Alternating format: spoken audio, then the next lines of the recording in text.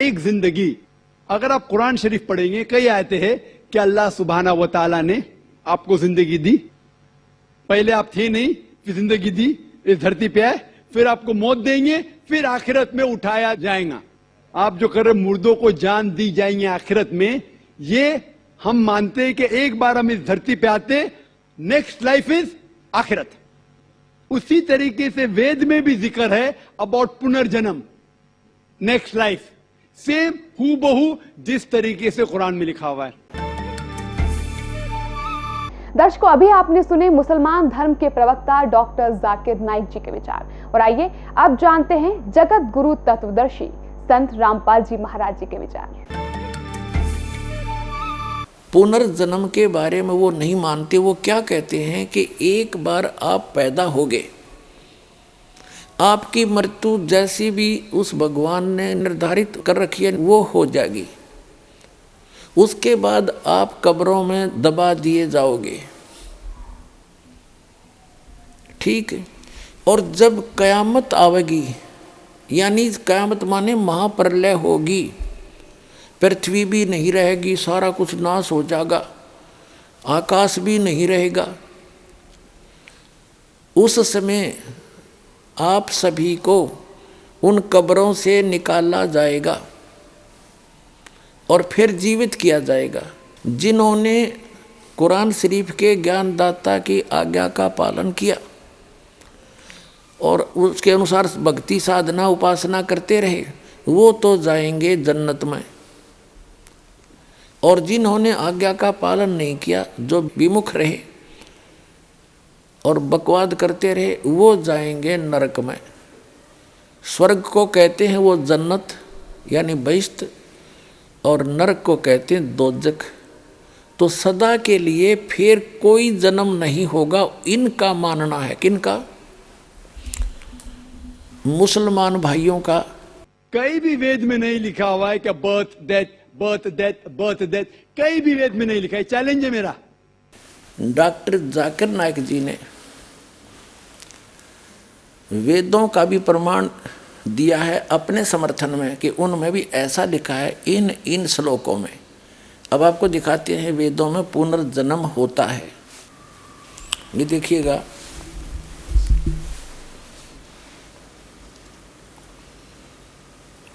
ऋग्वेद संहिता, इसके संपादक हैं वेद मूर्ति तपोनिष्ठ पंडित श्री राम शर्मा आचार्य। इसके अनुवाद किया हुआ है।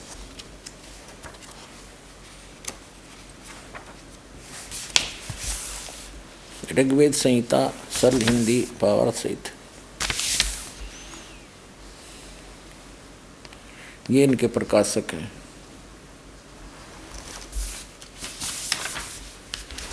और ये मुद्रक हैं। ये देखिएगा,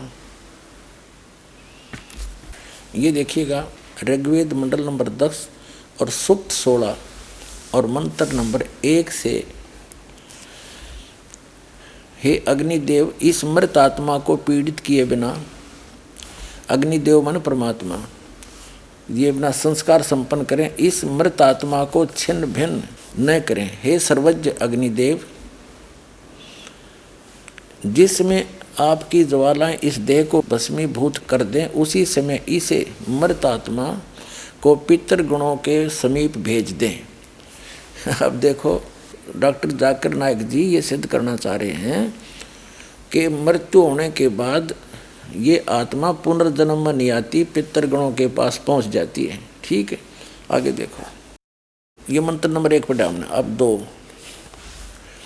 हे सर्वज्ञ अग्निदेव, यानी हे परमात्मा, जब आप मृत शरीर को पूर्ण रूप से दग्ध कर दें, तब इस मृत आत्मा को पितृजनों को समर्पित करें। और जब यह मृत आत्मा पुनः प्राणधारी हो, यानी फिर जीवन हो जन्म में, तो देव आश्रय में ही रहे, अर्थात ये भक्ति में लीन रहे जब पुनर्प्राणधारी हो।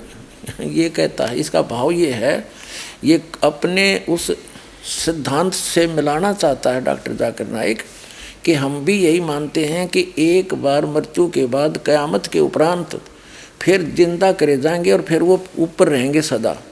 और उसकी सिमिलरिटी ये यहाँ से ले रहा ऋग्वेद से। अब देखना, फिर तीसरे मंत्र में ऋग्वेद मंडल नंबर 10 सूक्त नंबर 16 का और मंत्र नंबर ये 3 हम पढ़ेंगे। हे मृत मनुष्य, आपके प्राण और नेत्र वायु और सूर्य के संयुक्त हों। आप अपने पुण्य कर्मों के फल की प्राप्ति के लिए स्वर्गलोक, पृथ्वी अथवा जल में निवास करें। यदि वृक्ष वनस्पतियों में आपका कल्याण निहित है तो सूक्ष्म शरीर से उनमें प्रवेश करें। अब इसमें सिद्ध हो गया कि हे मृतात्मा मनुष्य, मृत मनुष्य, आपके प्राण नेत्र वायु सूर्य से संयुक्त हों और जब आपके पुण्य कर्मों के फल की प्राप्ति के लिए स्वर्ग और फिर पृथ्वी लोक पाओ और या जलचर बनो या फिर वृक्ष वनस्पतियों में जीवन के शरीर में आपके संस्कार वश जाओ, आपका कल्याण निहित है तो सूक्ष्म शरीर में उनमें प्रवेश करें। अब देखो, इन मंत्रों को अपने समर्थन में ले रहा है कि ऋग्वेद मंडल नंबर 10 सूक्त 16 के 1 से 5 में ये कहा गया है कि फिर दोबारा जन्म नहीं होता, वो वहीं चले जाते हैं ऊपर। इसमें स्पष्ट कहा है कि जब तक पितरों के रूप में रहो तो पितरलोक में रहोगे, उसके बाद आपका संस्कार स्वर्गलोक में जाने का, स्वर्गलोक में जाओगे और स्वर्गलोक के बाद फिर जैसा भी आपका संस्कार है, किसी मनुष्य पृथ्वी पाओगे, मनुष्य जीवन पाना है या कोई जलचर बनना है जैसे मछली मेंढक आदि, या वनस्पति में आपका संस्कार है तो वहाँ जाओ, उसमें प्रवेश करो, वो जन्म लो दोबारा। आगे देखो, अब 4 नंबर हम पढ़ रहे ऋग्वेद मंडल नंबर 10 सूक्त 16 का और मंत्र नंबर 4। हे अग्निदेव, यह परमात्मा इस मृत पुरुष को जो अविनाशी ईश्वरीय अंश है उसे आप अपने तेज से तपाएं, प्रखर बनाएं, आपकी ज्वाला से दृढ़ बनाएं। हे सर्वज्ञाता यानी परमेश्वर, आप अपनी कल्याणकारी विभूतियों से उन्हें पुण्यात्माओं के लोक में ले जाएं। जैसा भी संस्कार हो जीव का, पुण्यात्माओं के लोक में ले जाओ, पृथ्वी पाओ तो जैसा उसका संस्कार फिर भी जन्म होगा। आगे देखो, अब 5 नंबर ऋग्वेद मंडल नंबर 10 सूक्त 16 का मंत्र 5 आप पढ़ रहे हैं। हे अग्निदेव, अग्निदेव मन परमात्मा, जो मृत पुरुष आपके लिए सौदायुक्त आहुति के रूप में ग्रहण करता है उसे आप दोबारा पितृजनों के लिए सर्जित करें। हे सर्वज्ञ अग्निदेव, इसका जो आयु भाग शेष है वह प्राण संपन्न हो तथा पुनः सुदृढ़ शरीरधारी बने, यानी फिर से जन्म हो, सुदृढ़ शरीरधारी बने, फिर से जन्म हो। इति सिद्धम, इति सिद्धम के जीव का जन्म मृत्यु होता है, संस्कार वश पितरलोक को प्राप्त होता है, स्वर्गलोक को भी जाता है और फिर पृथ्वी पर आकर के जलचर यानी जल के जीव जंतु या पेड़ पौधों की योनियां भी प्राप्त करता है। और कंसेप्ट क्लियर करते हैं। अब देखिएगा ऋग्वेद, अब दूसरे अनुवादक का ऋग्वेद मंडल नंबर 10 दिखाते हैं आपको, ये कहाँ से प्रकाशित है।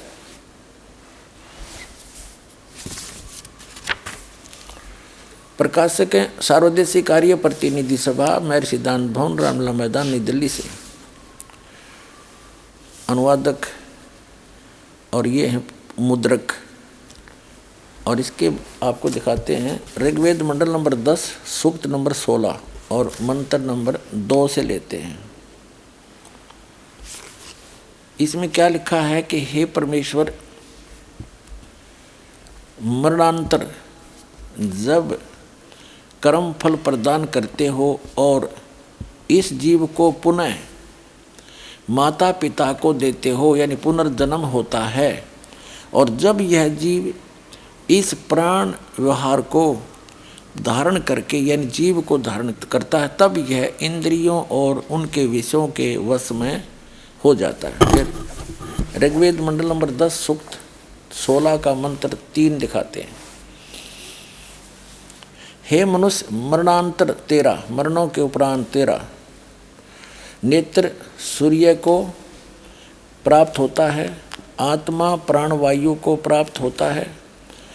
किए कर्मों के अनुसार आत्मा ध्रुलोक को यानी ऊपर तेजों में लोक को और पृथ्वी लोक को यानी पुनर्जन्म होता है, गच्छ जाता है, पृथ्वी लोक में भी जाता है। यदि उन लोकों की प्राप्ति में तुम्हारी आत्मा का कर्मफल है तो यह शरीर धारण कर जल में भी जाता है और औषधेशु यानी औषधि और वृक्षों की भी योनि को सतिथि पाता है, उसमें भी जाता है। जिन वेद के मंत्रों को डॉक्टर जाकिर नायक जी ने अपने इस समर्थन में लिया है कि आपके वेद भी ये कहते हैं एक बार जन्म होता है फिर वो उन देवलोक में चले जाते हैं, लेकिन इनका वास्तविक अर्थ ऐसे बनता है जो दास ने आपको पढ़कर सुनाया कि पुनर्जन्म होता है।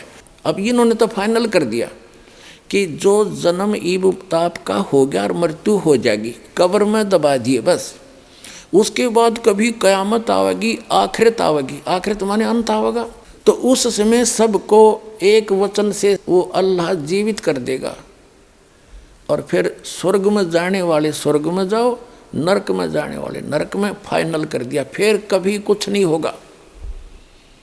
ये मानना है मुसलमान धर्म के व्यक्तियों का।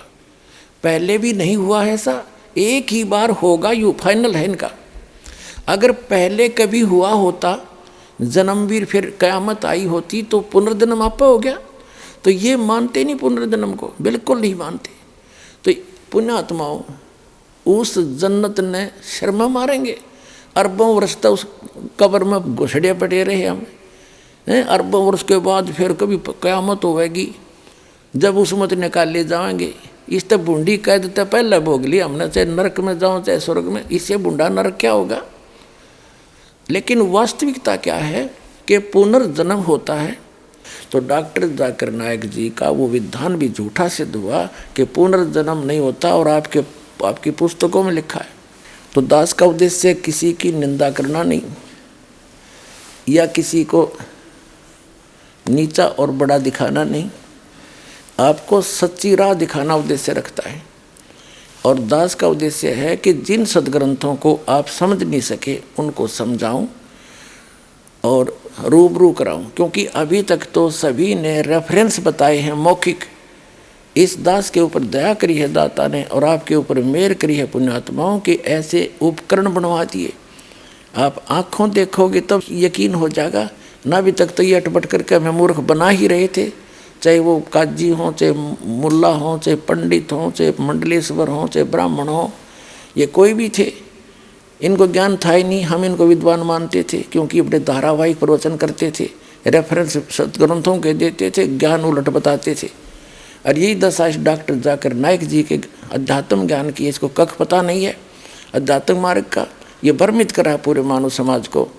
और जो भी इसके बातों में आकर के अपना जीवन नाश कर रहे हैं उनसे प्रार्थना है पुनर्विचार करें, सदग्रंथ को देखें, इस दास के इन प्रवचनों को ध्यान से सुने और सदग्रंथों से मेल करें, उससे पीछा छुटाएं और एक हो जाओ। हम ना मुसलमान बनाना चाहते, ना हम हिंदू बनाना चाहते, ना सिख ना ईसाई, हम आपको सतराह दिखाना चाहते हैं जिससे मानव का कल्याण हो सकता है। वो इस दास के पास है, आकर ग्रहण करो, अपना कल्याण कराओ, इतनी सी बात है।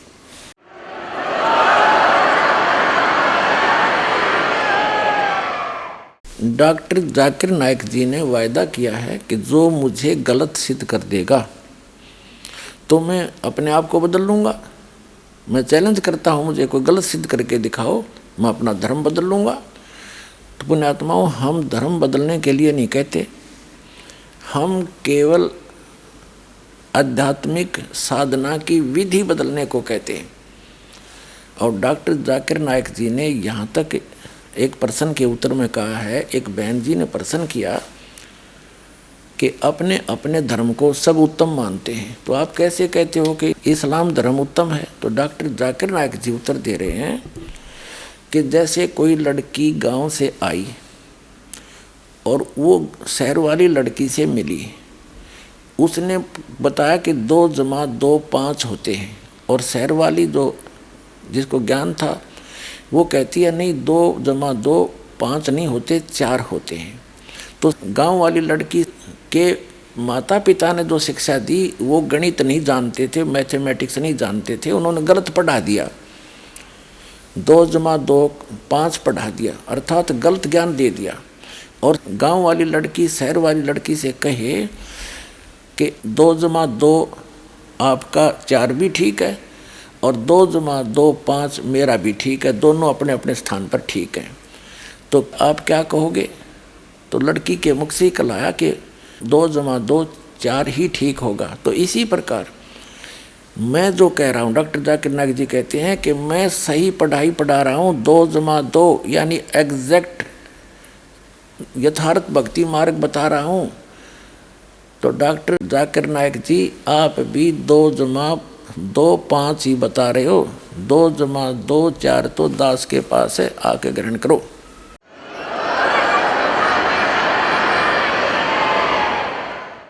अब पुणात्माओं आपने समझना पड़ेगा, ये ठेकेदार तो अभी टांग अड़ाने की कोशिश करेंगे, ये तैसी नहीं आपके।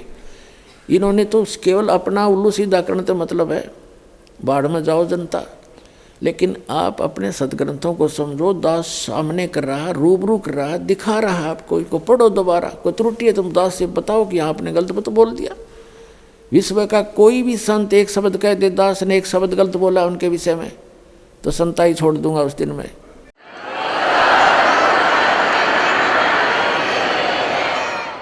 और वो सारी झूठ बोले, उनके पास एक भी सत्य नहीं है, दुनिया को भ्रमित किए बैठे।